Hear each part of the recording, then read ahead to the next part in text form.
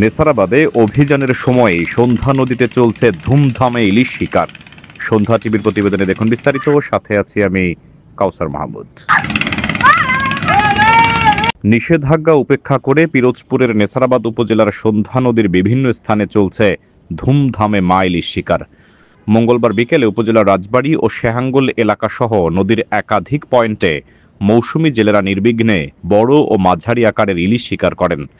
২২ দিনের নিষেধাজ্ঞার মধ্যেও এমন দৃশ্য দেখা গেল যখন উপজেলা মৎস্য অধিদপ্তর ও নৌ পুলিশ দাবি করছে তারা নিয়মিত অভিযান চালাচ্ছেন।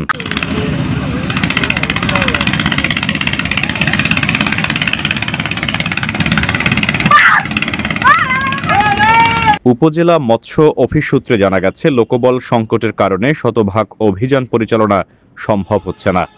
নৌ পুলিশও দাবি করছে অভিযানের সময় নদীতে কোনো জেলে বা জাল পাওয়া যায়নি। তবে এদিন বানারীপাড়া সীমান্তে অভিযান চালিয়ে ২টি জাল উদ্ধার করা হয় এবং জালে ধরা পড়া ইলিশ অভিযানে যাওয়া ট্রলারের চালক নিয়ে যান বলে অভিযোগ উঠেছে।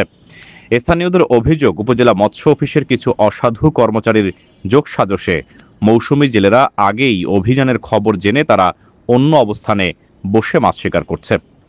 কখনো অভিযানের খবর জেনে নদীতে নামে না, অভিযান শেষ হলে তারা নির্বিঘ্নে মা ইলিশ ধরছেন। রাজবাড়ী, শেহাঙ্গুল ও অলঙ্কারকাঠি এলাকায় কয়েকজন জেলে জানান, মৎস্য অফিসের অভিযানের খবর আগে থেকেই নদী পাড়ে ছড়িয়ে পড়ে, তাই প্রশাসনের উপস্থিতিতে নদী ফাঁকা থাকে, পরে আবার জেলেরা মাছ ধরতে নামেন। এ অবস্থায় মা ইলিশ রক্ষা কার্যক্রম ব্যাহত হওয়ার শঙ্কা দেখা দিয়েছে।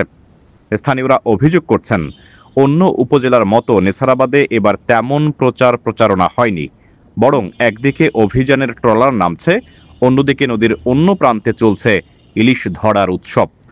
উপজেলা মৎস্য কর্মকর্তা ফারিয়া কনক বলেন, মঙ্গলবার বিকেলে বানারীপাড়া সীমান্তে অভিযান চালিয়ে ২টি জাল উদ্ধার করেছি। ২-৩টি ইলিশ পাওয়া গেছে, যা ট্রলার চালক নিয়ে গেছে। লোকবল সংকটের কারণে শতভাগ অভিযান সফল করা সম্ভব হচ্ছে না।